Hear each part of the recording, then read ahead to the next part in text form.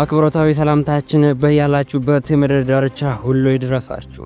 ሰላም ጤና ይስጥልኝ ክብራትና ክብራን የዛ ዴሊ ቤተሰቦች እንደምን ቆያችሁ? ለሰዓቱ መደመጥ ያለባቸውን መረጃዎች ይዘን ቀርበናል። አብራችሁን ቆዩ። በቅድሚያም በዚህ ሰዓት የመረጃ ጊዜ የምታደምጧቸውን መረጃዎች ላስተዋውቃችሁ። ቀዳሚው መረጃ የሚሆነው ኤርትራ ተማሪዎቿን ወታደራዊ ምሽጎችን አስጎበኘችም። በተለይም ይህ ምሽግ በኢትዮ ኤርትራ ድንበር አቅራቢያ የሚገኝ ምሽግም ነው። ታዲያ በኢትዮ ኤርትራ ጉዳይ ወዴት እያመራ ነው ለሚለው የቀጠናው ጉዳይ ፍንጭ ሰጭ ነውም ተብሏል። ይህ በእንዲህ እንዳለ ደግሞ የኤርትራ መንግስት ቃል አቀባይ የማነ ገብረ መስቀል የኢትዮጵያ ፖለቲከኞችን የወረፉበትን ጽሑፍ በማህበራዊ ትስስር ገጻቸው ላይ አስፍረዋል። ቀዳሚው ጉዳይ ነው።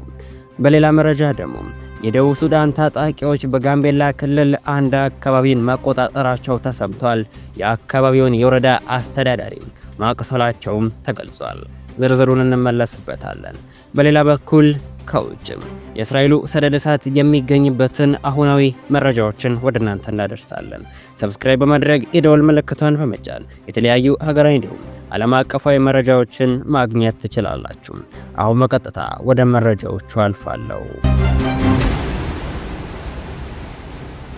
በቅድሚያም የኤርትራው ምሽግ ጉብኝት። ኤርትራ ተማሪዎቿን ወታደራዊ ምሽጎችን አስጎበኘች። በአሰብ ከተማ በወልዳብ ወልደ ማርያም ሁለተኛ ደረጃ ትምህርት ቤት የሚማሩ ከ600 በላይ ተማሪዎችን በባለፈው መጋቢት ወር መጨረሻ አካባቢ በኢትዮ ኤርትራ ድንበር አቅራቢያ የሚገኘውንና በኢትዮ ኤርትራ ጦርነት ወቅት ከፍተኛ ውጊያ የተካሄደበትን የቡሬ የጦር ግንባር ምሽጉን ጎብኝተዋል። በኤርትራ ወገን ሲዘገብ እንደታየው ከሆነ ሻዕቢያ ከበርካታ ዓመታት በኋላ ከአስመራ 2 ቀን 2 ሌሊት በመኪና አባላቱን አጓጉዞ የአሰብ መግቢያ ድንበር አካባቢ ቡሬ ግንባር የሚገኝ ምሽግን አስጎብኝቷል። በዚሁ በቡሬ ግንባር እንደ አውሮፓውያን አቆጣጠር ከሰኔ 3 እስከ ሰኔ 12 ቀን 2000 ዓ.ም ኢትዮጵያ የአሰብን የወደብ ከተማን ለመቆጣጠር በተደረገ ከባድ ውጊያ ከኢትዮጵያ በኩል 4125 ወታደሮች እንደሞቱ 7110 እንደቆሰሉ 7 ታንኮች እንደወደሙ በወቅቱ ከኤርትራ በኩል ውጊያውን ይመሩ የነበሩት ኮሎኔል ሚካኤል ተክለሰንበት ያስረዳሉ። ጉዳዩ ወዴት እያመራ ነው ለሚለው የቀጠናው ጉዳይ ፍንጭ ሰጭ ነውም ተብሏል። ይህ በእንዲህ እንዳለ ደግሞ የኤርትራ መንግስት ቃል አቀባይ የማነ ገብረ መስቀል አንዳንድ የኢትዮጵያ ፖለቲከኞችና የፖለቲካ ቡድኖች የሚያራምዱት የሉዓላዊ ጎረቤት ሀገር ግዛት የመቆጣጠር ፍላጎት ሊታሰብ ወይም ሊታለፍ የማይችል ቀይ መስመር ነው በማለት በማህበራዊ ትስስር ገጻቸው ላይ ጽፈዋል። የኢትዮጵያ ፖለቲከኞችና የፖለቲካ ቡድኖች የጎረቤት ሀገርን ግዛት የመቆጣጠር አጀንዳቸውን የሚያንጸባርቁት ሲያሻቸው በወታደራዊ ኃይል በማስፈራራትና ሌላ ጊዜ ደግሞ ታሪካዊ ወይም ህጋዊ የሚሏቸውን ምክንያቶች በመደርደር ነው በማለት የማነ ተችተዋል። የማነ አያይዘውም ይህ አይነቱ የኢትዮጵያ ፖለቲከኞችና ቡድኖች አካሄድ ከፍተኛ ፖለቲካዊ ስድብ ነው በማለትም በማህበራዊ ትስስር ገጻቸው ላይ ባሰፈሩት ጽሑፍ ወቅሰዋል። በሌላ ዜና የደቡብ ሱዳን ታጣቂዎች በጋምቤላ ክልል አንድ አካባቢን መቆጣጠራቸው ተሰማ። የአካባቢውን የወረዳው አስተዳዳሪም ማቁሰላቸው ተገልጿል። የደቡብ ሱዳን ታጣቂዎች በጋምቤላ ክልል ላሬ ወረዳ ውስጥ የሚገኝ ቢልኩን የተባለ አካባቢን መቆጣጠራቸውንና የላሬ ወረዳ ዋና አስተዳዳሪን ማቁሰላቸውን ምንጮች ለቢቢሲ ተናግረዋል።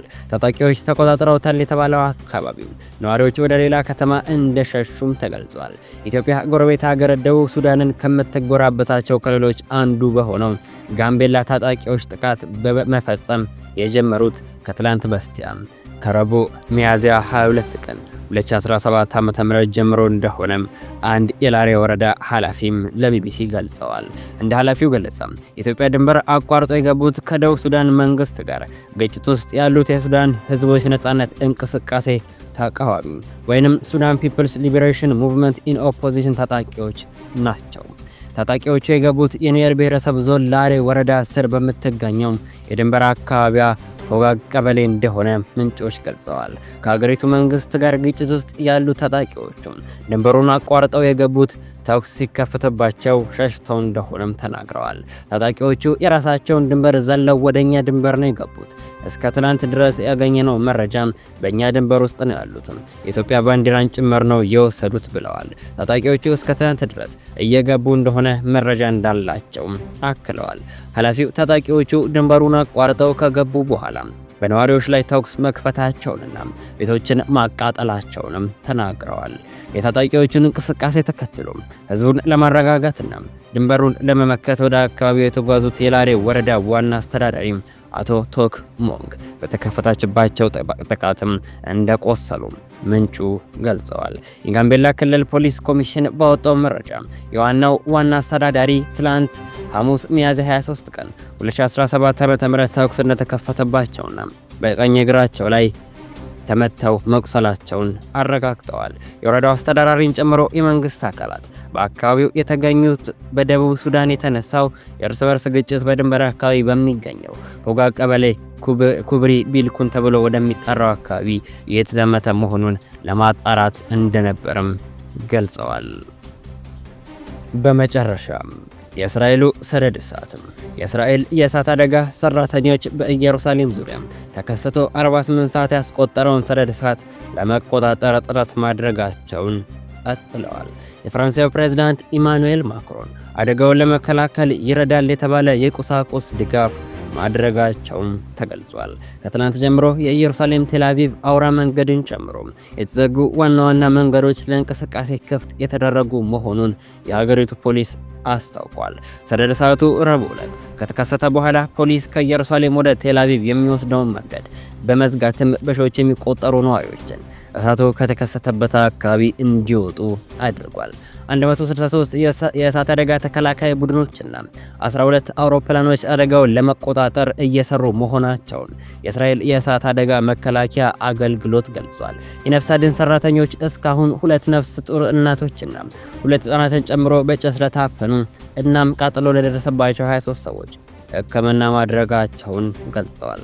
ጠቅላይ ሚኒስትር ቤንያሚን ኔታንያሁ እሳቱ ወደ ኢየሩሳሌም ሊዛመት እንደሚችል በማስጠንቀቅ ብሔራዊ የአስቸኳይ ጊዜ አዋጅ ማወጃቸውን ተሰምቷል። ወታደሮች የአደጋ መከላከል ጥረቱን ለማገዝ የተሰማሩ ሲሆን በአደጋው ምክንያት በርካታ የነጻነት ቀን በዓል ዝግጅቶችም ተሰርዘዋል።